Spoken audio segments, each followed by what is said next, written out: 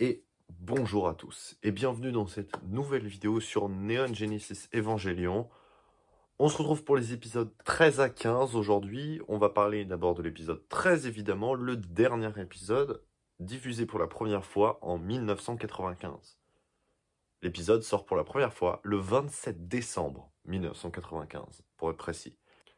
Cet épisode se nomme L'Ange, la pénétration. Au début de cet épisode, on est encore en train de faire des tests.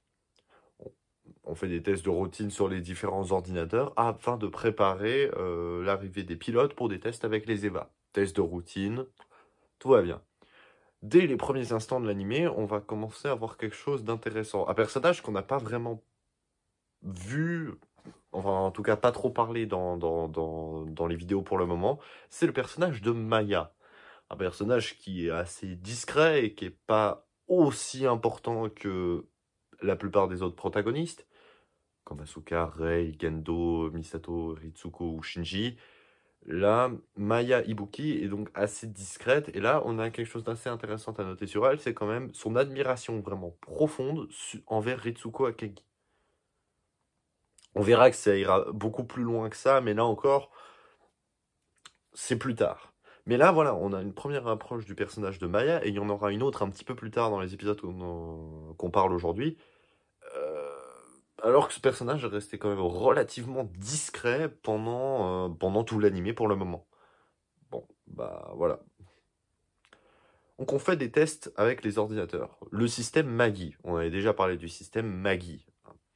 Le système Magi, pour plus de précision, ce seront des précisions qui seront données un peu après dans l'épisode, est composé de 3 super-ordinateurs, Melchior, Balthazar et Casper, mais en fait qui nomme Gaspard. Dans la version française, c'est nommé Gaspard, mais c'est marqué Casper notamment sur les écrans de contrôle. Alors, peut-être une erreur de transcription, mais évidemment, Melchior, Balthazar et Gaspard sont les noms des 3 rois mages qui ont apporté les présents à Jésus dans la Bible. Encore un petit clin d'œil biblique, c'en est qu'un parmi tant d'autres. Donc oui, c'est noté Casper, mais en fait, je pense que c'est plutôt Gaspard. Je pense que c'est une erreur de transcription, de traduction peut-être difficile à dire, mais voilà. Donc ce sont 3 super ordinateurs qui fonctionnent au sein d'une entité, la Trinité en fait, en quelque sorte, qui est représentée par des ordinateurs qui contrôlent le tout, et qui ont le nom des 3 mages. On est vraiment sur un petit clin d'œil, encore une fois, biblique, sur cette espèce de triangle, cette trinité. On a du coup nos pilotes, qui arrivent du coup après ces petits ajustements d'ordinateur, pour faire des tests à poil, les 3, avec leurs évangélions pour tester leur synchronisation.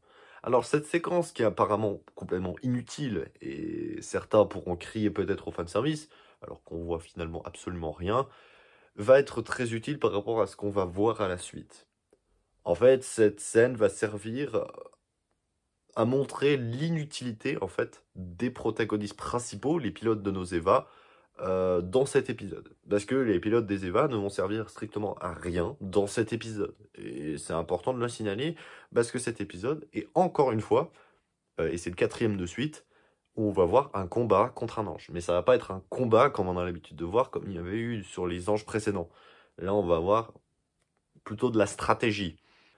Et oui, parce que effectivement, on va repérer une espèce de fissure, une corrosion qu'on trouve dans un mur. On n'y prête pas vraiment attention, on dit que c'est un problème mineur, mais finalement, cette petite corrosion va très vite et se multiplie. Et en fait, c'était un tas de petites bactéries, de petits anges qui étaient en train de se propager. Et ce sont des mini-anges qui forment une espèce de colonie. Un ange qui se nomme Hyrule. Ou Iraël, j'ai déjà vu aussi, mais je crois que c'est Hyrule, le nom officiel.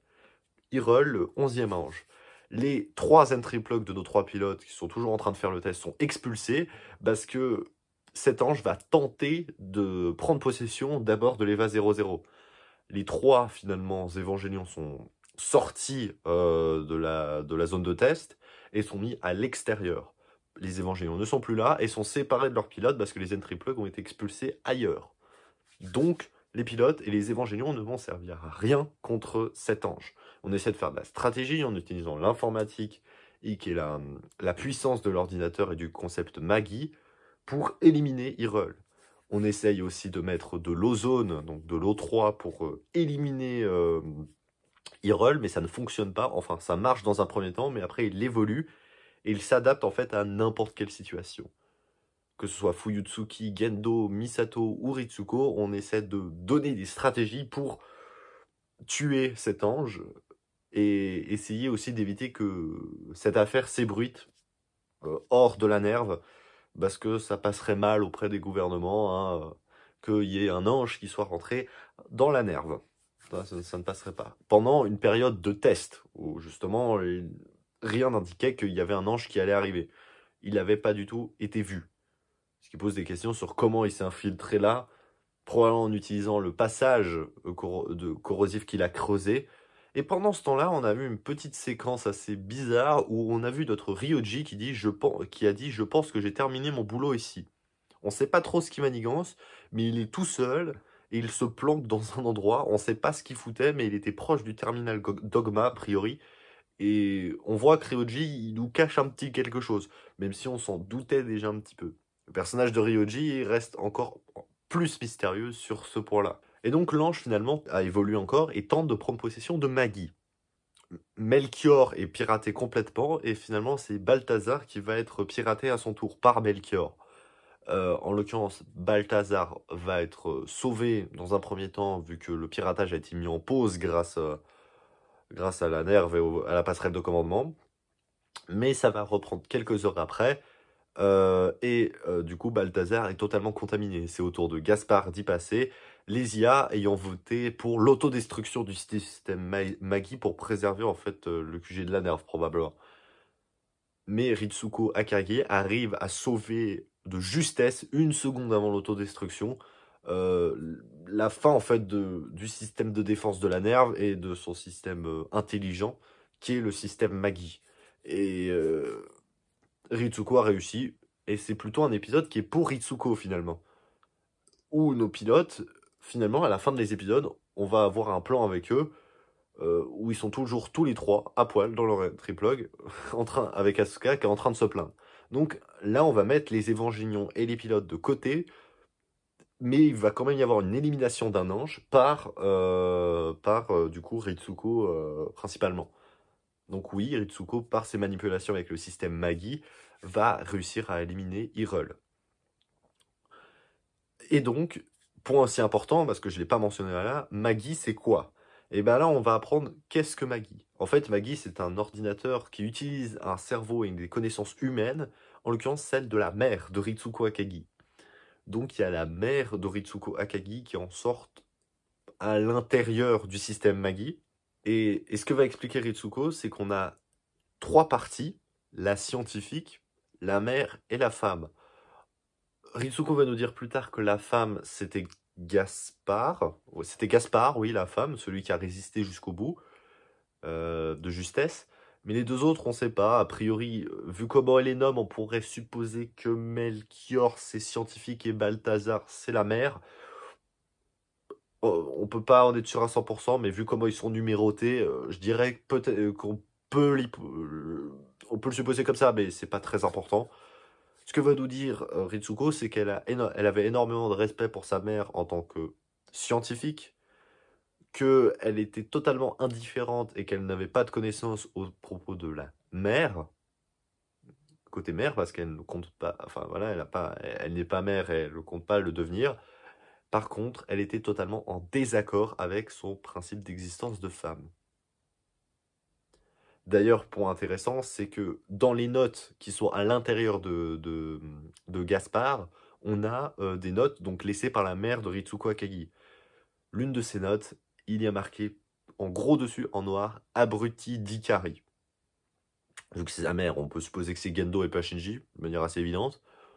Peut-être Yui, mais vu comment c'est écrit, non, je dirais que c'est plutôt Gendo Ikari. Et encore une fois, on aura les flashbacks du passé et de ce qui s'est passé entre la mère de Ritsuko et Gendo Ikari. Ça reviendra un petit peu plus tard, encore évidemment. Mais on a déjà une première réponse à travers ce petit écrit à l'intérieur de Gaspard. Et donc, après, comme je l'ai dit, Ritsuko arrive à neutraliser l'ange et le 11e ange est éliminé très rapidement. C'est nickel. Et donc, c'est la fin de l'épisode 13. Après justement le passage où Ritsuko va expliquer ce qu'est Magi, les 3 parties de sa mère, etc. Et sa position par rapport à ces 3 parties. Épisode 14, le tout premier à être diffusé en 1996, forcément. Le 3 janvier 96. Zelle, le trône de l'âme. Alors cet épisode est vraiment, vraiment bizarre. Alors vous allez me dire, des épisodes bizarres dans Evangelion, il y en aura d'autres, mais c'est vrai que l'épisode 14 est le premier à être un petit peu chelou dans sa construction. Bon, le début est assez simple. On a le résumé de ce qui s'est passé, des combats contre le 3e ange, Sachiel, le 4e ange, Shmachel, le 5e, Ramiel, le 6e, Gagiel, le 7e, Israfel, le 8e, Sandalphon, le 9e, Matarael, et le 10e, Saakiel. Et le 11e, on nous dit qu'il n'y a pas d'infos complémentaires. On a des petites notes, des petits discours de soit la déléguée, soit de Kensuke, soit Toji, ou des discours de Gendo par rapport à la Zelle, mais c'est des petits mots, des petits dialogues qui durent que quelques lignes, de telle manière que finalement, au terme de ce récapitulatif de tous ces combats contre les anges avec des textes d'un peu partout, on comprend que c'est plutôt d'un point de vue de la Zelle. Là, on était les combats ont été vécus du point de vue de la Nerve, mais du coup, la Zelle, dans son plan, dans ce qu'elle vise, on a du coup un aperçu de comment la Zelle a perçu les avancées des combats contre les anges, jusqu'au 11e. Et on dit que le 11e, donc contre Hyrule, il n'y a pas encore d'informations divulguées, c'est resté top secret. Mais évidemment, la Zelle est au courant de ce qui s'est passé, mais Gendo va garder ça secret pour que les gouvernements ne s'inquiètent pas. Donc, Gendo dit que le plan de la Zelle peut toujours fonctionner. Ce plan, c'est donc le plan de complémentarité de l'homme, et pour appuyer le fait que Gendo a raison, Gendo va mentionner une chose qu'on n'a pas encore entendue pour le moment dans l'animé, qui sont les manuscrits de la mer morte. On va peut-être pas maintenant expliquer ce que c'est, parce qu'ils reviendront encore une fois plus tard, mais à la différence de beaucoup d'autres éléments du lore Evangelion, les manuscrits de la mer morte ne sont pas présents directement dans l'animé. Donc on les voit pas en fait. Mais pour comprendre brièvement ce que c'est les manuscrits de la mer morte, de ce qu'on peut en tirer, c'est que ça a l'air de raconter une certaine histoire des événements, de ce qui va se passer vis-à-vis des anges. En tout cas, la Zelle, de par ses dialogues et ses rapports, a l'air de savoir ce qui va se passer. Et vu que ils ont l'air paniqués que ça va prendre du retard par rapport au plan de complémentarité de l'homme, Gendo Ikari les rassure en disant « Non, c'est bon, ça se passe comme les manuscrits de la marmotte l'ont dit ». Mais on sent aussi peut-être que Gendo Ikari n'est pas totalement en accord sur ce qu'il veut faire par rapport aux autres membres du comité de la Zelle. Donc là encore, ça reste assez flou pour l'instant dans cet épisode 14, on peut pas en dire grand-chose, mais on voit qu'il y a quelque chose de pas net, ça complote un peu dans tous les sens, on voit bien, que ce soit la Nerve vis-à-vis de la Zelle, Gendo vis-à-vis de la Zelle, et du coup par conséquent les autres employés de la Nerve vis-à-vis de Gendo, et même entre Fuyutsuki et Gendo il y a des désaccords. Il n'y a pas tout qui est clair encore, évidemment, épisode 14 on peut pas encore en dire grand chose, il en reste encore beaucoup des épisodes, hein, donc on n'a pas du tout terminé. Et puis ensuite on a une partie assez bizarre. La première un peu au délirium complet. On entend la voix de Rei, qui est en train de causer, et qui nous parle des montagnes, du ciel, du soleil, en disant que tout cela est inutile, en faisant des références un peu à Dieu. Qui est Dieu? Pourquoi est là? Pourquoi suis-je là? Qui suis-je? Ou même que suis-je? What the fuck is going on? On ne comprend pas. Elle dit des mots qui n'ont aucun sens, en fait. Elle dit des mots à la suite qui ne veulent rien dire. Et en dégager quelque chose qui a du sens, je pense pas que ce soit vraiment possible, et c'est peut-être complètement voulu. Parce que après ce moment-là, Rei va se, entre guillemets, réveiller, sortir de ses pensées, dans l'entry plug de l'unité 01, dans le cockpit de Shinji. On voit que la compatibilité avec l'EVA 01, pour Rei, ça fonctionne. Misato et Ritsuko ont le sentiment que Asuka ne pourrait pas faire ses échanges avec les autres Évangélions et que les pilotes des autres Évangélions ne pourraient pas aller dans la 02. Et là aussi, on comprendra plus tard pourquoi. Et pourquoi il y a un fonctionnement qui peut marcher entre l'unité 00 et 01, ça a beaucoup de sens. Mais ensuite, Shinji, alors qu'il est dans l'EVA 00, va penser un peu à Rei et va être envahi par des Rei un peu partout, vu qu'elle est dans son cockpit, c'est assez logique. Et c'est à ce moment-là que l'unité 00 va commencer à péter un câble et être complètement incontrôlable. Ce qui fait référence à l'incident qu'il y a eu avant que Shinji arrive, et Misato aussi. Mais cette fois-ci, c'est pas Gendo qui est derrière la vitre lorsque l'Eva de 00 frappe la vitre, mais c'est Rei, justement. Et Shinji est à l'intérieur de l'entry plug. Ce qui montre une chose, que Rei est capable de s'adapter à l'unité 01, mais on invite à penser qu'elle ne pourrait pas le faire avec la 02. Là encore, on va comprendre assez rapidement pourquoi. Et l'unité 00 pour Shinji, donc Shinji dans la 01, ça ne fonctionne pas. Mais au début, voilà, ça marchait. Il avait moins d'assimilation et de complémentarité avec l'EVA 00, mais il avait quand même quelque chose de suffisant pour que ce soit stable dans un premier temps. Alors que Rei, ses scores étaient strictement les mêmes. Et c'est ça qui est un peu inquiétant sur la personnalité de Rei, ce qui pose encore beaucoup de questions à son sujet, comme s'il n'y en avait pas déjà assez. Et tous ces tests-là, pourquoi ils ont été faits? Tout simplement pour tester les entry plugs factices. Quelque chose que l'on reverra assez vite dans l'animé, pas dans l'épisode qui va suivre, qu'on analyse aujourd'hui, l'épisode 15, mais ça viendra un peu plus tard. Un élément qui va aussi avoir son importance pour ramener gentiment vers la fin de l'animé. Les entry plugs factices. Ça va peser assez lourd hein, finalement dans ce qui va se passer par la suite. Et encore une fois, à la fin de cet épisode, hein, dans le même toujours, on a Gendo et Fuyutsuki qui sont en train de discuter ensemble sur différents projets. Le projet Adam, le projet Rei, le projet concernant la lance de Longinus aussi, et le plan de complémentarité de l'Aube.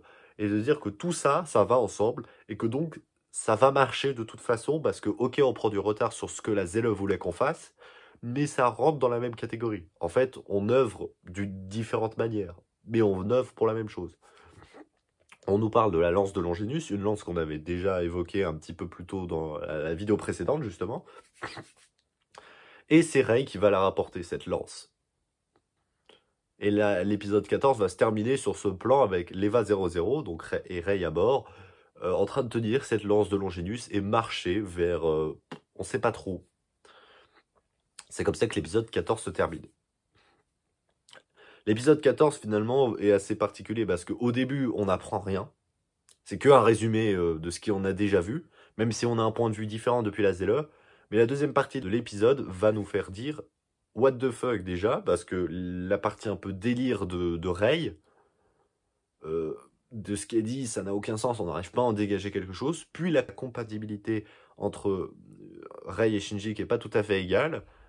Et puis, justement, ce projet Adam, complémentarité de l'homme, qui sort, la lance de Longinus qui arrive, qui rentre en jeu. Épisode 15, Mensonge et silence. 10 janvier 1996. Donc là encore, on a ce discours entre Gendo et Fuyutsuki de ce complot qu'on a l'impression qu'ils sont en train de faire contre la ZLE. On ne sait pas encore de quoi il en retourne et quel est leur but exactement, mais on va assez vite le découvrir. Déjà, la première chose qu'on va apprendre, c'est, de par Ryoji qui va être à Kyoto, on va apprendre que l'Institut Madrouk n'existe pas. On rappelle que l'Institut Madrouk, c'est un institut qui est censé repérer les enfants Shinji, Rei et Asuka, mais elle n'existe pas en réalité. On a des espèces d'énormes sociétés qui sont là pour la couvrir et qui injectent des fonds avec des conseils d'administration qui sont complètement faux. Ryoji commence à découvrir ça, et on se rend compte que du coup, l'Institut Madrouk, c'est quelque chose qui dépend seulement de la nerve. Et c'est là qu'on se pose une question. Et que pour moi, on peut déjà amener à cette conclusion que l'Institut Madrouk n'existe pas. Enfin, c'est une espèce de truc qui est monté, un nom qui est donné, mais qui en fait n'est ni plus ni moins que la nerve ou la zèle. Enfin, du coup, la nerve, mais par extension, la zèle, qui est cachée derrière, évidemment. Là, on découvre, hein, par la même occasion, que Ryoji est vraiment en train d'enquêter contre la nerve, même si on avait déjà quelques petites suggestions de ça avant, on s'en rend vraiment compte dans cette séquence à Kyoto. Shinji va poser une question assez intéressante à Rei. Alors que Shinji l'avait observé pendant pas mal de temps, dans l'ascenseur, il va se révéler à cette question et va dire littéralement comment est mon père. Parce que Shinji a tout simplement rendez-vous avec son père euh, dans la journée du lendemain. Et Rei ne lui répond je ne sais pas. Et Shinji va nous dire un truc vraiment bizarre, c'est que le fait de l'avoir essoré la serviette un peu plus tôt dans l'épisode, dans la salle de classe, ça lui a fait penser à sa mère, Yui Ikari. Assez particulier là encore. Pourquoi pas, j'ai envie de dire. Mais après, il va nous faire une réflexion un peu sexiste. Oh bah tiens, Ray, tu ferais bien une femme en foyer, machin. Un petit peu. Pourquoi, à quoi ça sert ça, franchement? J'en sais rien. Blague de mauvais goût peut-être de la part de Shinji. Ouais, c'est la première fois qu'il fait ça. C'est bizarre. Je comprends pas l'intérêt d'avoir continué le truc jusque-là. Ça sert pas à grand-chose. Et ça va peut-être à part à créer un sentiment envers Ray, de la surprise ou de l'agacement. Peut-être qu'elle est vexée. Donc par conséquent, on voit que Ray a réagi à ce que Shinji a dit. Alors qu'elle répondait de manière assez plate et stoïque en disant je ne sais pas du tout de comment Gendo est, quand il lui avait posé la question de manière, je dirais, normale au début. Quand elle va faire cette réflexion-là, justement, là, elle va se vexer ou être surprise, enfin, mais elle va réagir, d'une certaine manière, elle va réagir. Finalement, du coup, on voit encore une fois que Shinji, il est très préoccupé par la réaction de son père. D'un côté, il a envie de fuir parce qu'il lui fait peur, Gendo lui fait peur, son père lui fait peur, mais il a le sentiment d'être quelque chose de positif pour lui. C'est-à-dire, il a le sentiment que Gendo peut être fier de lui par moment. Il l'avait félicité lors d'un combat contre le combat contre Sakiel, on en avait parlé, le 10e ange, il l'avait félicité. C'était assez simple, hein, c'était pas non plus bravo bravo pendant en 10 minutes, mais c'était quelque chose et ça reflétait dans la personnalité de Shinji et ça c'est quand même quelque chose de positif et de génial. Donc il a quand même envie d'aller retrouver son père, mais il en a peur quand même. Finalement, le jour J arrive et tout d'abord, on va aller voir ce que font Ritsuko et Misato, c'est qu'elles vont toutes les deux aller à un mariage. Vont être rejoints par Ryoji un peu plus tard. Ryoji arrive en retard, Misato réprimande en disant t'es mal rasé, t'as pas un bon nœud de cravate, machin. Ce qui va faire amuser Ritsuko et veut dire vous êtes un peu comme un vieux couple. Il y a un peu une ambiance assez rigolote et assez marrante dans cette séquence. Et là, bim, transition. On arrive direct dans un cimetière avec Gendo et Shinji qui sont face à la tombe de Yuri Ikari, 1977 et morte en 2004. Et bah, bam, on était dans un mariage, bonne ambiance, etc. On se marrait pas, et là, bam, on arrive direct dans une séquence où on est dans un cimetière. Et où Shinji n'ose pas vraiment parler à son père, juste au moment où, quand il est sur le point de partir, il a une petite image subliminale de Rei dans l'avion qui vient le chercher, et va dire finalement à son père ça m'a fait plaisir de te parler. Et de manière assez expressive. Donc il le dit bien. Comme si l'apparition de Rei lui encourage à le faire. Peut-être parce que justement Rei lui rappelle sa mère. Ça lui donne le courage de le dire. C'est peut-être une façon de le comprendre. Cette petite apparition de Rei qui est vraiment subliminale, qui dure que même pas une seconde, hein, je dirais. C'est assez court. Ce qu'on apprend aussi dans cette séquence, c'est que le corps de Yui n'est pas là. Alors pourquoi il n'est pas là? Là encore, on saura à la fin pourquoi il n'est pas là. Qu'est-ce qu'il est advenu du corps de Yui? Qu'est-ce qui s'est passé avec Yui Ikari? Comment est-elle morte en fait? Ah bah ça c'est une bonne question. Et on le saura plus tard. Quand il y aura beaucoup d'épisodes à la fin de cet animé qui vont être des flashbacks sur le passé de Misato, Ritsuko, Ryoji, donc ce groupe-là, puis le passé avec Fuyutsuki, Yui Ikari, Gendo Ikari. Ensuite, bah, du coup, après ce petit rendez-vous, bah, Shinji va rentrer à l'appartement de Misato. Asuka va rentrer aussi et abandonner le rendez-vous qu'elle avait avec un garçon qu'on ne sait même pas qui c'est, qu'elle a laissé planter à la fête foraine, comme ça. Bon, c'est pas très très gentil ce qu'elle a fait, mais d'ailleurs Shinji lui fait remarquer, mais Asuka a l'air de s'en foutre totalement. Bon, c'est du Asuka tout craché, hein. Et tout simplement parce que Asuka, on en a déjà parlé, est complètement amoureuse de Ryoji. Et là, bam, transition. Ryoji, il est où? Il est au bar avec Misato et Ritsuko. Cette ambiance où les trois anciens potes étudiants se retrouvent est assez bien, assez légère. Ça sort du cadre un peu du travail. Misato, d'ailleurs, à cette transition-là, Misato, elle est en train de se lever pour aller aux toilettes et Ryoji lui demande de ne pas en profiter pour s'enfuir. Alors que Asuka vient de le faire, avec son rendez-vous, il y a quelques secondes, et là, elle vient de rentrer en mode dépité, et je suis un peu amoureuse de Ryoji, et là, on fait une transition avec Ryoji qui demande à Misato de ne pas partir. Et là, on a tout de suite la confrontation Misato-Asuka, là, bam! Et c'est super fin, hein, cet enchaînement encore. Là, il y a un gros travail vis-à-vis des enchaînements des séquences qui, est franchement, bien orchestré dans cet épisode. Ritsuko, elle est pas débile, et elle a très bien vu que Ryoji était en train de fouiner un peu là où il faut pas. Et Ritsuko lui demande simplement d'arrêter. Misato va revenir à ce moment-là, ça refait une petite scène marrante. Bon, voilà, rien de bien spécial, mis à part du coup ce dialogue que Ritsuko, cet avertissement que Ritsuko envoie à Ryoji. Un peu plus tard, donc, Ritsuko va finalement rentrer et Misato va être complètement torché, bourré, et va être ramené un peu par Ryoji, où Misato va commencer à se réouvrir de manière assez importante quand même à Ryoji, et va lui dire qu'en fait elle ne cherchait que des hommes qui étaient à l'image de son père.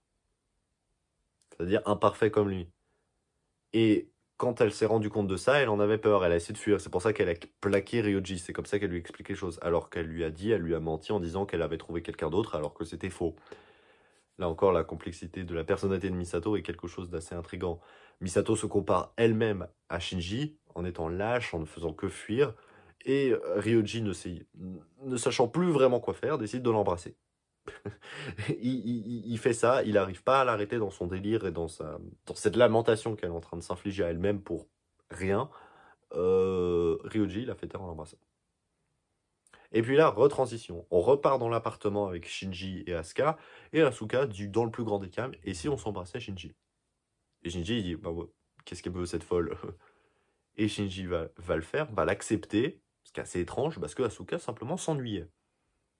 Puis après une très très longue séquence où Asuka et Shinji s'embrassent, Shinji est à deux doigts de mourir étouffé, et Asuka va aller se rincer la bouche. Un tout petit peu plus tard, Ryoji rentre avec Misato sur les bras, envoie Misato au lit qui s'effondre en train de dormir, lol, et Ryoji dit au revoir aux enfants et leur demande de s'occuper bien de Misato. Et Asuka nous fait encore sa crise de jalousie parce qu'elle voit que Ryoji ne va pas rester, et Asuka va même reprocher à limite à Shinji de l'avoir embrassé. Et Shinji, le pauvre encore, il a rien compris. il en peut plus de celle-là, de cette folle-là. Pour terminer cet épisode, on a un plan qui va encore plus nous foutre un énorme bordel. Rei est absente en cours. Bon, jusqu'ici tout va bien. Mais où est Rei? Rei est dans une cuve. Dans une cuve de liquide orange observée par notre ami Gendo. On est dans le terminal Dogma. Et au même endroit, transition, Ryoji est là et est arrêté par Misato. Misato qui va lui dire mais qu'est-ce que tu fous là? Et Misato aussi a compris que Ryoji était un peu en train d'espionner. Puis Ryoji va ouvrir le terminal Dogma et va montrer ce qui se trouve derrière cette porte à Misato. En l'occurrence, il va nommer cette chose qui est donc sur une croix comme ça, avec une lance rouge comme celle que Rei avait rapportée, et avec du sang orange qui dégouline de cet être, comme celui qui est dans la cuve où Rei était il y a quelques secondes. Et Ryoji va désigner cet être comme étant Adam. En l'occurrence, on sait a priori que c'est pas Adam, mais ce qui m'a intrigué, c'est que Ryoji, a priori, sait lui aussi que c'est Adam. Enfin, que c'est pas Adam, justement. Parce qu'il a ramené l'embryon d'Adam à Gendo. Alors, soit il croit que Gendo a fait évoluer l'embryon et que du coup, c'est maintenant ce truc. Ou alors, il sait très bien que c'est pas Adam et du coup, il ment à Misato. Et il le sait. Ou alors, il est juste débile. On pourrait plutôt opter pour la deuxième possibilité, en vrai. Ça me paraît pas mal. Et du coup, cet être, si c'est pas Adam, c'est quoi? Ryoji va nous donner l'information que c'est a priori de là qu'est né les Évangélions. Misato va tout de suite dire « Ah, mais c'est une Évangélion ». En mode, on reconnaît un peu l'Évangélion. Bon, je vois pas trop en quoi elle ressemble à une Évangélion, mais admettons. Donc, ça veut dire que c'est la base des Évangélions. Mais quelle est la base des Évangélions? Bah justement, on ne sait pas. Du coup, on peut pas dire ce qu'est ce truc sur cette croix. Qu'est-ce que c'est? On peut supposer plein de choses. C'est une Eva prototype? C'est un ange? À vrai dire, on ne sait pas. Et on ne peut pas répondre pour l'instant à cette question. Et là encore, on aura la réponse. Et donc, c'est comme ça que l'épisode 15 va se terminer face à cet énorme maître sur cette croix avec ce sang orange qui dégouline avec une lance plantée dans son ventre. Mystère, j'ai envie de dire. Et vous saurez la suite, évidemment, dans l'épisode 16, 17, 18, dans 2 semaines. Et voici, désormais, je vous mets tout de suite la fiche analytique et son évolution. Alors, j'ai un peu changé, parce que ça commence à devenir un petit peu le bordel. Je vous mets le truc là. Mettez sur pause, n'hésitez pas, hein. Et voilà. Et du coup, va se retrouver la semaine prochaine pour un nouveau film d'animation. Un film d'animation de la deuxième partie des années 2000, d'encore, pour pas changer, d'un nouveau réalisateur dont on n'a pas encore parlé. Et pour ce, je vous dis à plus tout le monde.